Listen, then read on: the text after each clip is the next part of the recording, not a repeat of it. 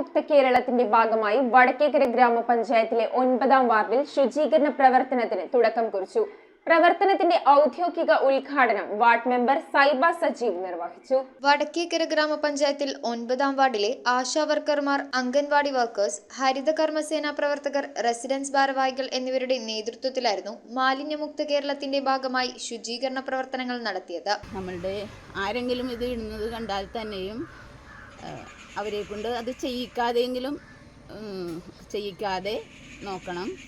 നമ്മളുടെ ഈ 9ാം വാർഡ് ഏറ്റവും സുന്ദരമായ ഒരു നാടായിട്ട് മാറാനായിട്ട് നിങ്ങളുടെ എല്ലാവരുടെയും സഹകരണങ്ങൾ ഉണ്ടാവണം. പ്രവർത്തനങ്ങളുടെ ഉദ്ഘാടനം വാർഡ് മെമ്പർ സൈബ സജീവ് നിർവഹിച്ചു.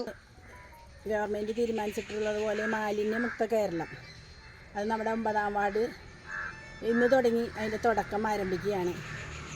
ഒട്ടേറെ റോഡുകളും തോടുകളും എല്ലാം വേസ്റ്റ് കൂടിക്കിടക്കുന്ന നിലയിലാണ്.